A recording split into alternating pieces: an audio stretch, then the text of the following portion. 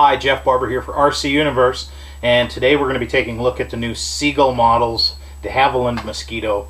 This is a fairly large twin engine model.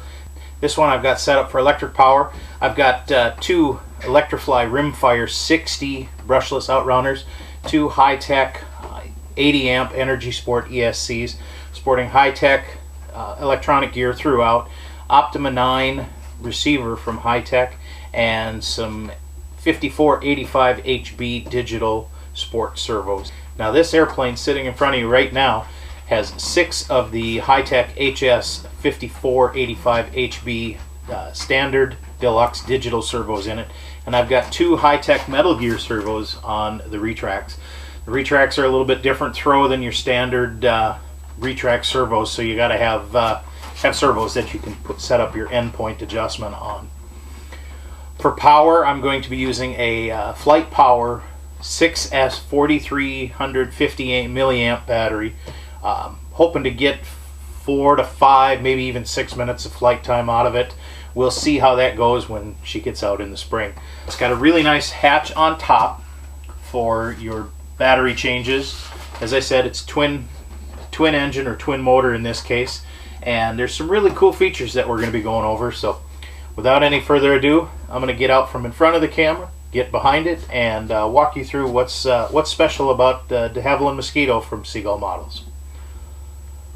So one of the first things I want to touch on is the large removable hatch for changing batteries, and that includes removing the threaded antenna. So that's just a machine thread bolt. So that comes out, and then you got a nylon bolt here, a thumb screw, as you might have it, to loosen, and then the whole top comes off.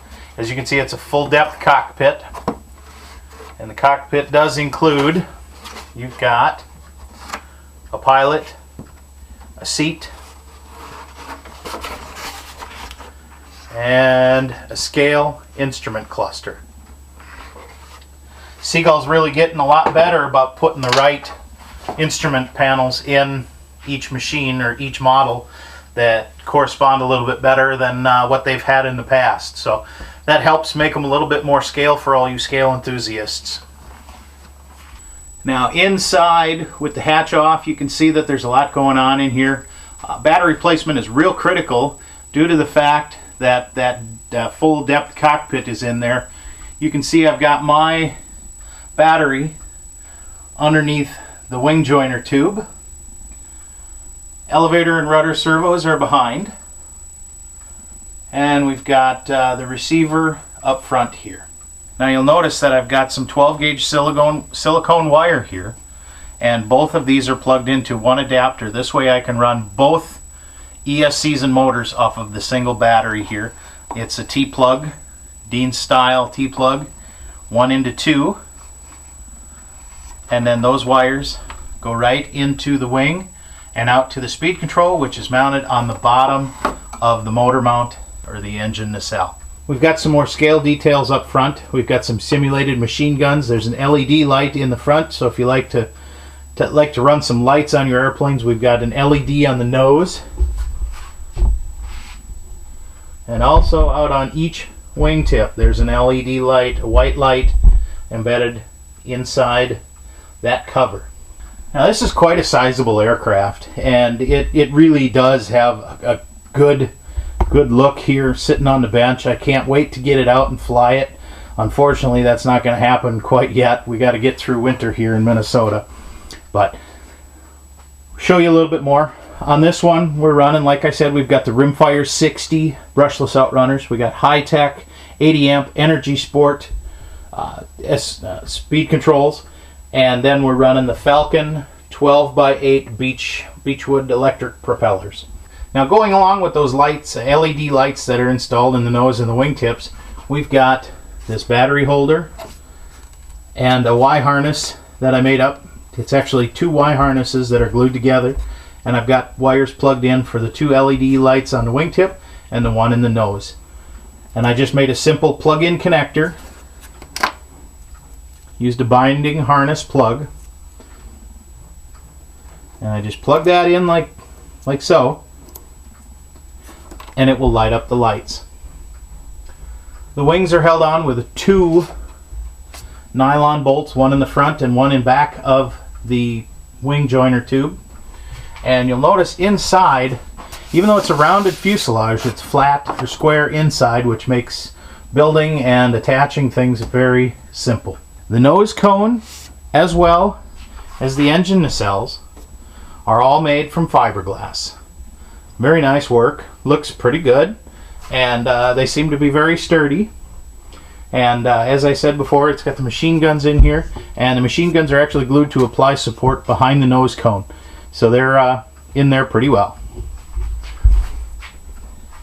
Now moving on, we've got several options. As I talked about, we've got lots of servos in here.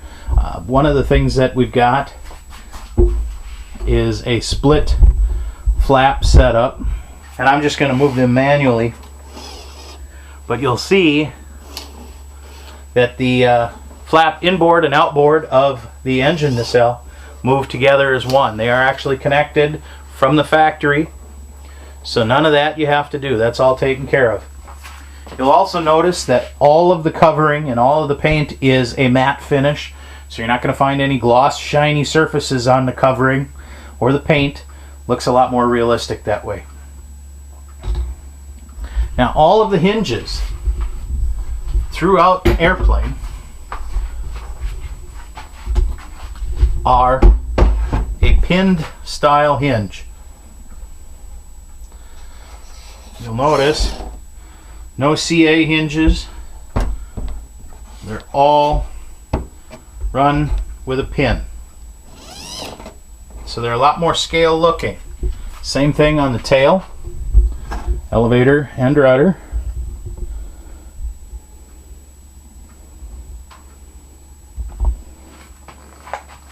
You'll notice as I turn that, there's no CA hinges. It's got a steerable tail wheel.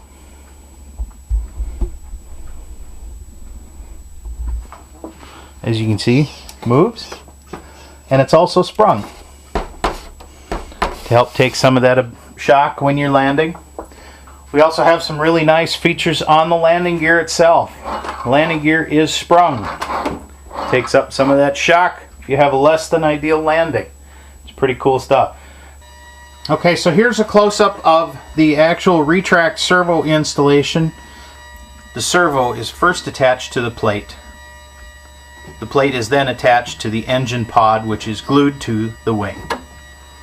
Now I wanted to show you this action, how it works. It's a little bit different because the throws are set up a lot different than a standard Retract servo. But you'll get the idea here. I'm just going to run it through its full motion, and you'll see that the retract drops into place.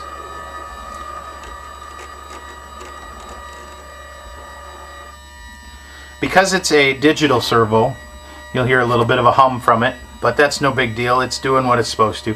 You'll see that the throw is a lot less than a standard Retract servo, which would be closer to 180 degrees. The ball links come with the Retract. The Retract is a very nice all aluminum unit, and it's got the 2 struts that give the Mosquito its distinct look. Again, I'm going to open those back up for you.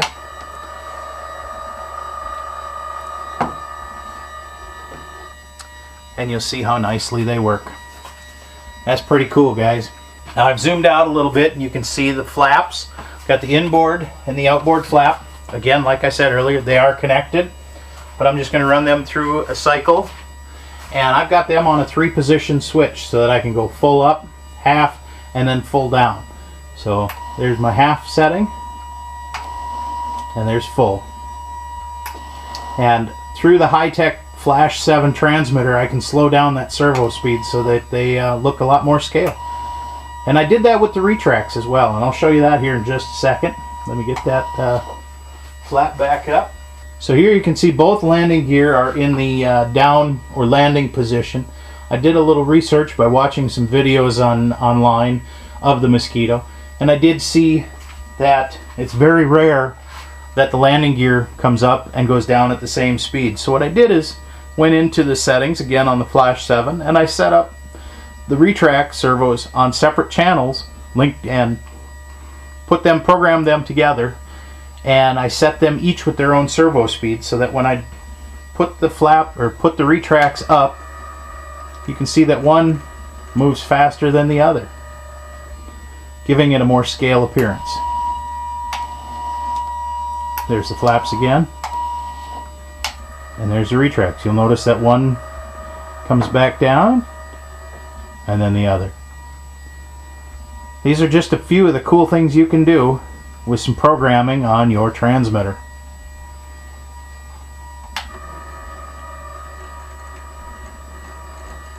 Pretty neat stuff.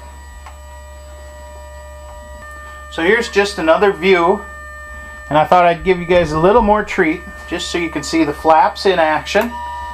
There's the half and the full setting. They drop nice and slow, go back up nice and slow, makes it look a little more scale. And then just another look at the landing gear.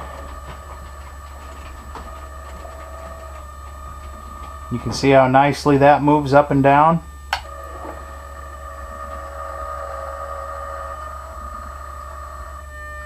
Pretty darn cool. That's going to pretty much wrap it up for this part of the review, part 1. And just a couple of things I wanted to touch on before I sign off here. And wingspan on the Seagull DeHavilland Mosquito is 80 inches. It is 58 inches long. And for weight, we came out at about 14 pounds, 4 ounces. And that includes the battery, which is about 2 to 3 ounces heavier than what Seagull had on their website. But, you know, that might have been me using a little more epoxy than they might have. It's pretty easy to add an ounce of weight here or there. I did get it to balance without adding any extra weight, which is kind of nice. If you have any questions for me, I'd be happy to answer them. Just leave your question here on the YouTube channel. You can leave them in the comments section, or you can leave a question or concern on the review on rcuniverse.com. If you're looking for this airplane, it will be available from Skyshark RC here in the United States. They're based in Florida. Great people, Mike and Angela Gray. They're awesome. Go down, check them out. They got a great website. International customers, you're going to have to take a look and see what you can find for your country as far as a distributor.